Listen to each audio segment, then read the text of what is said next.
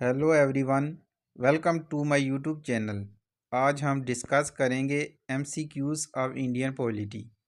ये सभी MCQs previous year के हैं जो एसएससी में पूछे गए हैं। अगर आपको ये वीडियो पसंद आए तो वीडियो को लाइक, शेयर और चैनल को सब्सक्राइब कर लें ताकि आने वाली सभी वीडियोस का नोटिफिकेशन आप तक पहुंच सके। Let's start. फर्स्ट एमसीक्यू है, which is the highest law of the land. कौन सा highest law of the land है? पहला ऑप्शन है इंडियन पीनल कोड, दूसरा ऑप्शन है इंडियन कॉन्स्टिट्यूशन, तीसरा है सिविल प्रोसीजर कोड, चौथा है क्रिमिनल प्रोसीजर कोड। तो इसका आंसर है इंडियन कॉन्स्टिट्यूशन। इंडियन कॉन्स्टिट्यूशन है जो हाईएस्ट लॉ ऑफ लैंड है इंडिया का। दूसरा है the constitution of India was framed by. तो ये हमने पीछे पढ़ा भी था। Constitution of India was framed by किसने किया था? कॉन्स्टिट्यूएंट असेंबली ने। किसने किया था? कॉन्स्टिट्यूएंट असेंबली ने।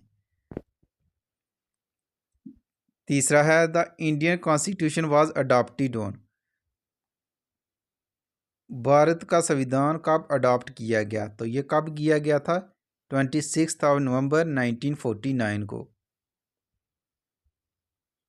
फोर्थ है the Indian constitution came into force on. जो इंडियन कॉन्स्टिट्यूशन है वो कब लागू हुआ? तो कब लागू हुआ था? 26 जनवरी 1950 को लागू हुआ था।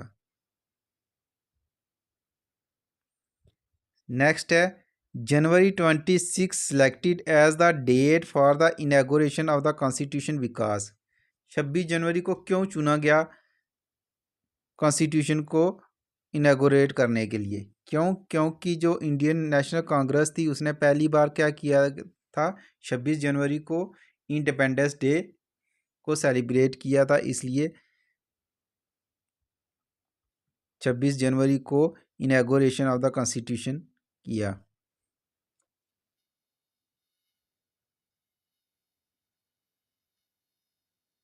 नेक्स्ट है constitution day of India is on. Constitution day India का कब मनाया जाता है?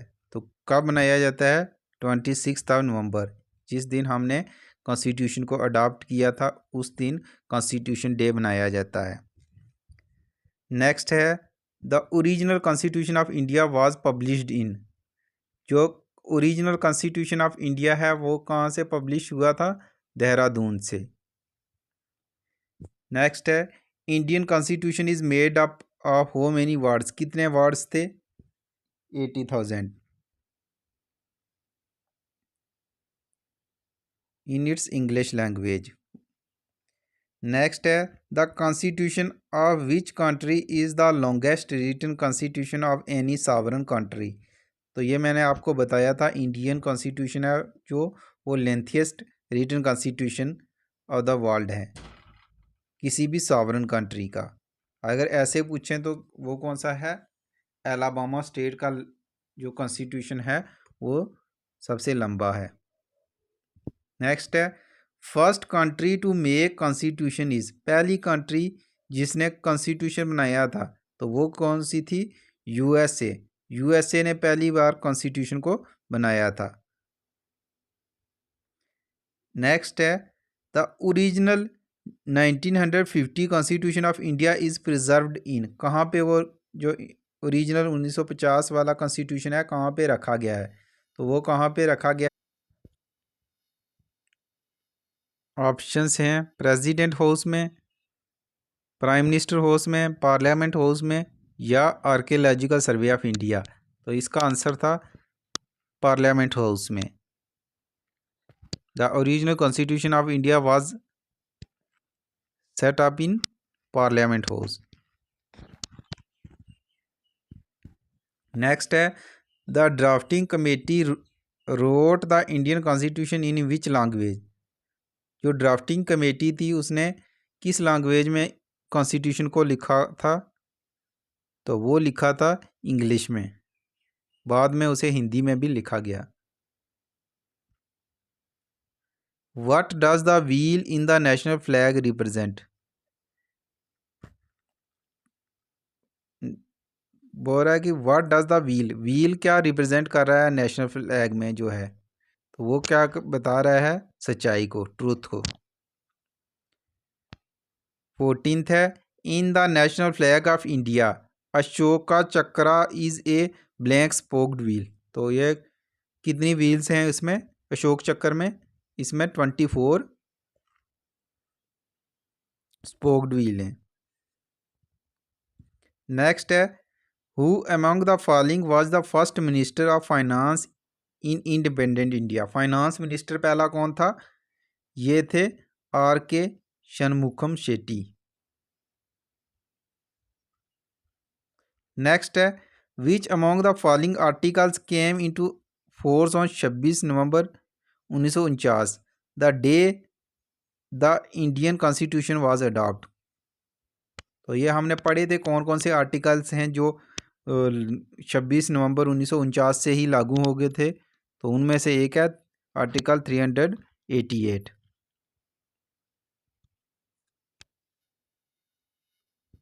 अगर हम बात करें 26 नवंबर 1949 से कौन कौन से आर्टिकल शुरू हो गए थे, तो वो हैं आर्टिकल 5, 6, 7, 8, 9, आर्टिकल 60, आर्टिकल 324, 366, 367, 379, 380, 388, 391, 392 एंड 393। ये 26 नवंबर 1949 से ही लागू हो गए थे।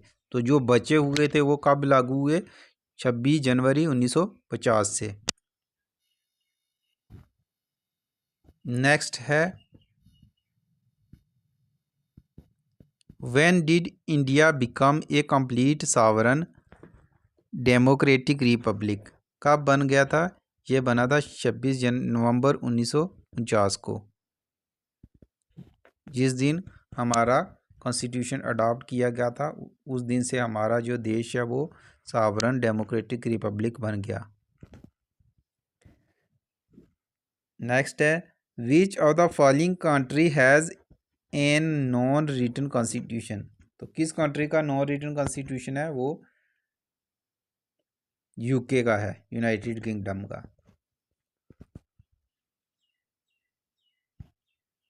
इंडिया का भी रिटन कॉन्स्टिट्यूशन है, यूएसए का भी रिटन कॉन्स्टिट्यूशन है, और पाकिस्तान का भी रिटन कॉन्स्टिट्यूशन है। नेक्स्ट है, a unitary form of government is that in which all the powers are concentrated in the hands of. तो ये हमने पढ़ा था कि जो यूनिटरी फॉर्म ऑफ गवर्नमेंट है उसमें पावर्स किसके हाथ में होती है, तो वो सेंट्रल गवर्नमेंट के हाथ में होती हैं। नेक्स्ट है, bicameral system is a feature of which of the following form of government. ये भी हमने पढ़ा था कि ये बाई कैमरल सिस्टम किस गवर्नमेंट में होता है, फेडरल सिस्टम में।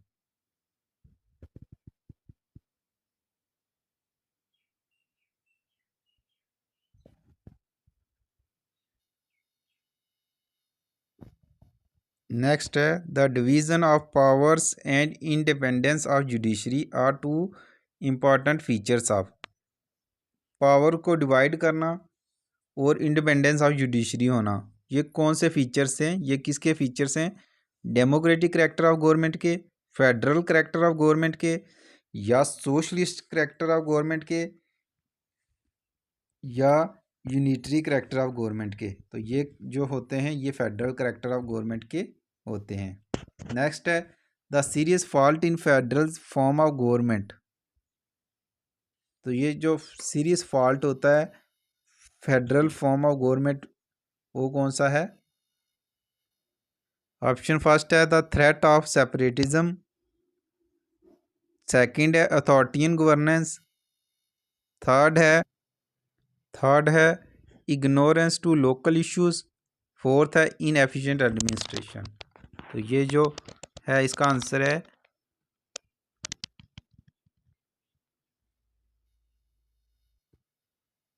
The threat of separatism. किसका खतरा रहता है फेडरल में, द थ्रेट ऑफ सेपरेटिज्म, अलग होने का खतरा रहता है। नेक्स्ट है, the advantage of unitary system of government is. Unitary system of government का क्या एडवांटेज है? तो ये है ऑप्शन है मोर अडॉप्टेबिलिटी, बी है स्ट्रॉन्ग स्टेट, सी है more participation by the people, D है लेस चांस ऑफ अथॉरिटाइजेशन। तो इसका सही आंसर है स्ट्रॉन्ग स्टेट। नेक्स्ट है in which of the form composite India has been described in the constitution. तो किस फॉर्म में कंपोजिट इंडिया को डिस्क्राइब किया गया है? तो इसको बताया गया है a union of state. India that is Bharat is a union of state. Next है which of the following is not a feature of Indian constitution. कौन सा फीचर नहीं है इंडियन कॉन्स्टिट्यूशन का? तो पार्लियामेंट्री फॉर्म ऑफ गवर्नमेंट हमने पढ़ा है कि ये भी एक फीचर है। इंडिपेंडेंस ऑफ जुडिशरी भी इंडियन कॉन्स्टिट्यूशन में है। प्रेसिडेंशियल फॉर्म ऑफ गवर्नमेंट ये नहीं है। फेडरल गवर्नमेंट भी है। तो ये सही आंसर क्या है? Presidential form of government. Next है what is the basis of classification of governments as unitary and federal. आप कैसे क्लासिफाई कर सकते हो गवर्नमेंट यूनिटरी है या फेडरल? तो ऑप्शन फर्स्ट है relationship between legislature and executive में रिलेशनशिप देख के। दूसरा है relationship between executive and judiciary के बीच में। तीसरा है रिलेशनशिप बिटवीन सेंटर और स्टेट में, या रिलेशनशिप बिटवीन लेजिस्लेचर एक्टिविटी में and judicial wings of government. तो इसका सही क्या है? यूनिटरी एंड फेडरल का क्या है? Relation between the centre and state. Centre और स्टेट में जो रिलेशन है उससे हमें पता चलता है कि ये यूनिटरी एंड फेडरल है या। नेक्स्ट है इंडियन कॉन्स्टिट्यूशन इज ए। जो इंडियन कॉन्स्टिट्यूशन है वो क्या है? Quasi federal. क्वासी फेडरल का क्या मतलब है कि जो ज़्यादा पावर्स हैं वो किसके पास हैं? सेंट्रल गवर्नमेंट के पास, और स्टेट गवर्नमेंट के पास सेंट्रल गवर्नमेंट से कम पावर्स हैं। इसलिए इस इंडियन कॉन्स्टिट्यूशन को कहा जाता है क्वासी फेडरल। नेक्स्ट है which of the following is the inalienable attribute of the parliamentary system of government. तो फर्स्ट ऑप्शन है flexibility of the constitution, second है fusion of executive and legislature, third है judicial supremacy, fourth है parliamentary sovereignty. तो इसका सही answer है fusion of executive and legislator. Next है democratic socialism aims at. Democratic socialism का क्या एम है? फर्स्ट ऑप्शन है bringing about socialism through peaceful means, second option है bringing about socialism through violent and peaceful means, third option है bringing about socialism through violent means, D है bringing about socialism through democratic means. तो इसका सही answer है bringing about socialism through democratic means. Socialism को लाना के किस तरीके से? डेमोक्रेटिक तरीके से। नेक्स्ट है which of the following judgement stated that secularism and federalism are the basic features of the Indian constitution. तो ये किस जजमेंट ने कहा था कि सेकुलरिज्म और फेडरलिज्म जो है वो बेसिक फीचर है इंडियन कॉन्स्टिट्यूशन का? पहला है केशवानंद भारती केस, दूसरा है SR बोम्मे केस, थर्ड है इंदिरा साने केस, और फोर्थ है मिनारवा मिल्स केस। तो इसका सही आंसर है SR बोम्मे केस। ये 1994 में हुआ था। तो इसमें बताया गया था कि सेकुलरिज्म और फेडरलिज्म जो है बेसिक स्ट्रक्चर ऑफ कॉन्स्टिट्यूशन है। नेक्स्ट है which of the following elements are necessary for a democratic system. कौन सा एलिमेंट जरूरी है डेमोक्रेटिक सिस्टम के लिए। तो पहला ऑप्शन है फ्री एंड अनबाइज्ड इलेक्शन, दूसरा इक्वालिटी ऑफ अपॉर्चुनिटी, तीसरा है प्रोटेक्शन ऑफ राइट्स, फोर्थ है ऑल ऑफ दीज। तो ये क्या है, ये सभी जरूरी हैं, तो इसलिए इसका आंसर क्या हो जाएगा, डी। नेक्स्ट है which of the following countries enjoys A federal form of government. तो किस कंट्री में फेडरल फॉर्म ऑफ गवर्नमेंट है, तो ये है यूएसए में। नेक्स्ट है the declaration that democracy is a government of the people bye the people for the people was made by. ये किसने कहा था कि जो डेमोक्रेसी है वो क्या है, is the government of the people bye the people for the people. ये किसने कहा था, तो ये कहा था अब्राहम लिंकन ने। ये 16th प्रेसिडेंट थे यूएसए के। नेक्स्ट है the presidential government operates on the principles of. Presidential government जो है वो ऑपरेट किस प्रिंसिपल्स पे करती है। ऑप्शन फर्स्ट है division of powers between centre and state. Division of powers होती हैं सेंटर और स्टेट में, नहीं। सेंट्रलाइजेशन ऑफ पावर, ये भी नहीं होता। बैलेंस ऑफ पावर्स, ये भी नहीं है। सेपरेशन ऑफ पावर्स, तो ये किस पे करता है, सेपरेशन ऑफ पावर्स। नेक्स्ट है match the following. List first में फॉर्म ऑफ गवर्नमेंट बताया गया है, लिस्ट सेकंड में उसके प्रिंसिपल्स बताए गए हैं। तो प्रेसिडेंशियल फॉर्म ऑफ गवर्नमेंट में क्या होता है, उसमें होता है separation of power between executive and legislature.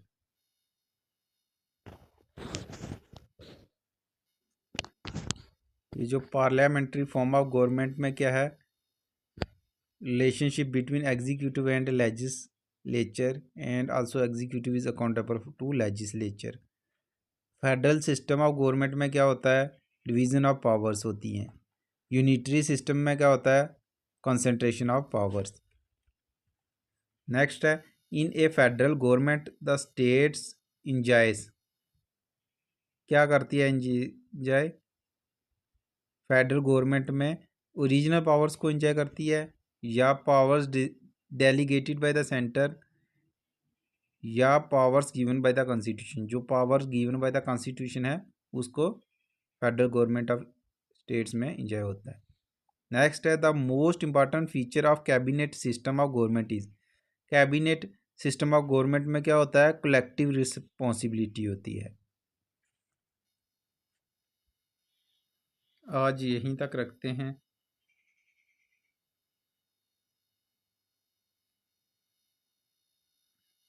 कल से आगे वाले एमसीक्यूज करेंगे। Thank you very much.